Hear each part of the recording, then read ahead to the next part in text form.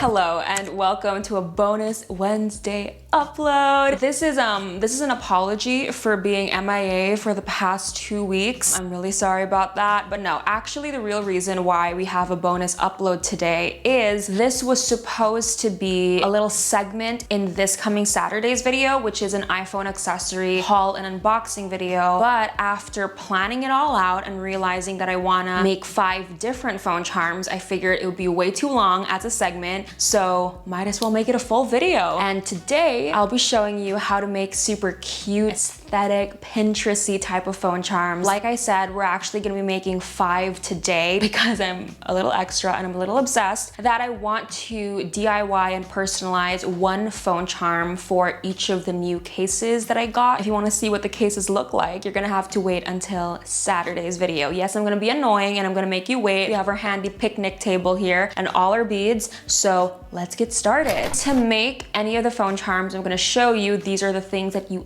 absolutely need. Number 1 is string or thread. This one that I have right here, it's Chinese woven thread. This one is just way more durable. It won't snap unlike nylon plastic string. One of my biggest fears is that it'll randomly snap in the middle of like a public place and all the beads will just slowly start dropping and everyone will just start to look at me and stare at me while I scramble to pick up all the beads from the floor.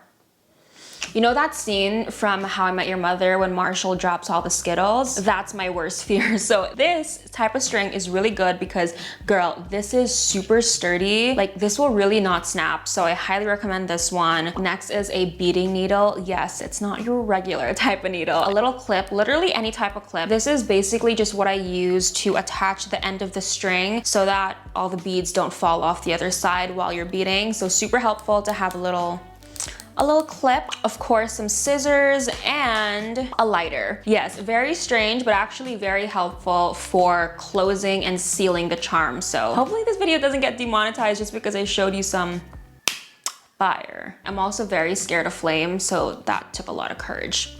First, I want to make 2 blue phone charms because I got this super cute, I'm so excited, this super cute blue phone case from Wildflower Cases. Also, to match my clear phone case, since my phone is blue, I want a phone charm to match just the blueness of my phone. So we're gonna make 2 blue ones. To start, I will cut around 14 to 16 inches worth of string. Honestly, I'm just guesstimating, but I'd always rather have it too long than too short. Once you have the string, we just insert that into the beading needle. Beading needles are great because compared to the regular needle, the eye actually opens up. So it's so much easier because you don't have to struggle trying to get your string into the tiny freaking eye of a regular needle. So this has been a lifesaver. Using a needle also makes beading so much faster because it's just way easier to get a bead through a solid needle than like flimsy thread. Then when the needle is full of beads, I just slide them down. So when it comes to my designs for these charms, I honestly kind of just freestyle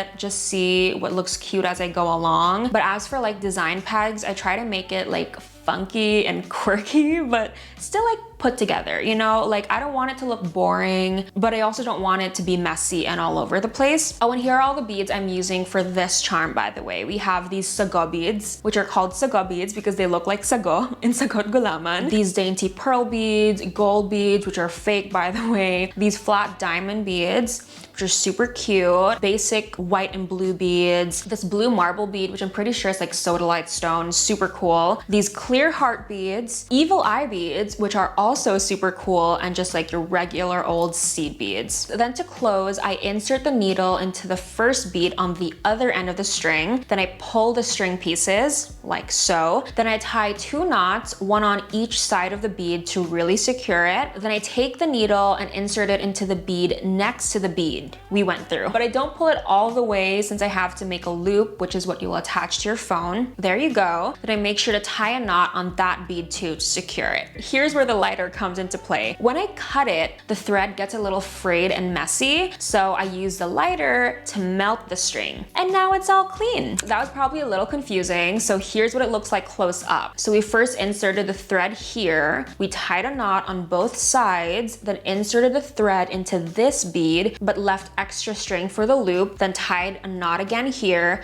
then applied fire to seal it. And here it is. Here's our first phone charm. I am actually obsessed with this. I was a bit iffy about adding the gold, but girl, I think it looks so cute. The gold just makes it look so classy, but since there are like a bunch of like funky beads, it still looks funky. I'm obsessed with this one. This is so cute. And I'm gonna be honest, I pre-made the second blue one because I thought it would be boring for you guys to see me make 2 blue charms in a row. But this one basically used the same beads as the last one. I just used opaque hearts instead of the clear ones. And this one is definitely a little more fun. It's not as classy as the last one because there's no gold. For the next phone charm, I'm actually super excited for this because we're gonna be making a neon one. This little bead container is actually all for this phone charm. It's pink and yellow themed. So let's go. This is gonna be our pink and yellow phone charm because it's gonna match the neon pink and yellow pop wallet pop socket. That's a mouthful. The pop wallet pop socket I got, it's super cute, girl. You'll see on Saturday, but the theme for this one is neon pink and yellow. And again, I'm just super into neon right now because I don't know, it's just like super fun and happy vibes. Anyways, going back to my design peg slash inspiration slash process, I try to find the balance between like organized and put together and funky and quirky. I sound really annoying saying that, but that's my vibe. And I do that by one, sticking to one color palette. So earlier it was blue, white, and gold. And for this one, it's pink, yellow, orange, and white. But then I make it funky and quirky by using beads with different designs, different shapes, different sizes, textures, finishes. For this one, for example, we have opaque beads, clear beads, round beads, heart beads. And I also try to alternate between different textures and sizes so it doesn't seem monotonous and we achieve that funkiness.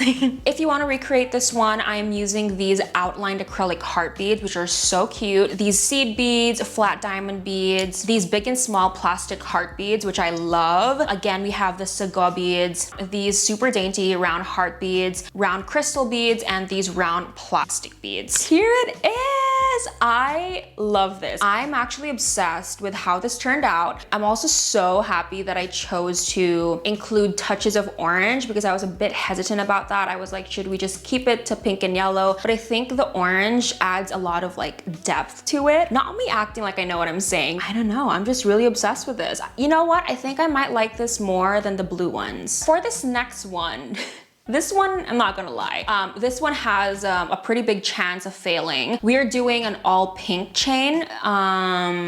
Yeah, let's go. This one is going to match a hot pink phone case that I got, and I'm sticking to an all pink color palette for this one, which I'm honestly a bit hesitant about because I prefer having at least 2 colors so it doesn't look monotonous. But since again, the case that I got is pure hot pink, I figured a pink explosion charm would match best. So to still make it have some like depth and variation, I'm using different shades of pink, and I'm also using like funkier beads. So like these smiley face ones and these pink evil eye ones, just to like, I don't know, give it some spirit, you know, since it's very flat right now since it's all pink. So for this one, we're using these smiley beads, so cute. These round crystal beads, again, pink evil eye beads. I don't know if they're still called evil eye beads when they're pink. Basic seed beads, these clear heart beads, flat diamond beads, these round stripe beads, which are also super cute. Round heart beads, sago beads, my absolute favorite. These smooth round beads and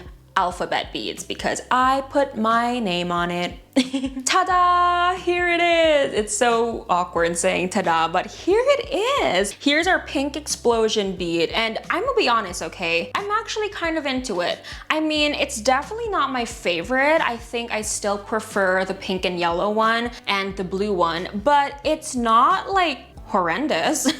Like, I'd still use this for sure. I love it. I actually love it. For a charm that's all pink, it's pretty cute. For our last one, I'm also a little scared about this because we're gonna make a pastel charm. To be honest, this is the one I am literally the least excited about because I'm just not super into pastels. But I got a pastel Casetify case that's just so cute. I couldn't resist, so of course we have to make her a matching phone charm. I had a major pastel phase like towards the end of high school. If you've been watching me for a while, girl, you'll know that most of my decor used to be pastel. But then again, complete 180, and now I really do not appreciate pastels.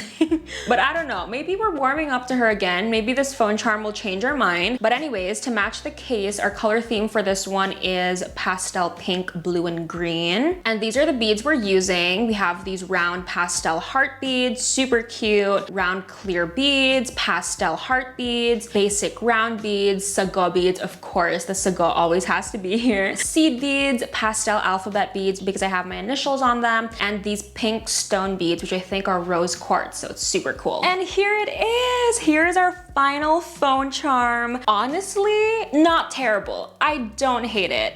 It definitely looks a little too dainty for me, but I would still use this. I think it's super cute. I love how the green sago beads are kind of neon, so it gives like a little bit of contrast and breaks that kind of like super kitty fairy vibe. Girl, I'm surprised, okay? This one I literally had no hope for, but honestly, super cute. So I will count this as a complete success. I'm super obsessed with all the phone charms here. All of them are super cute, not to toot my own horn, but I am very proud of them all. So I'm gonna give myself a pat on the shoulder.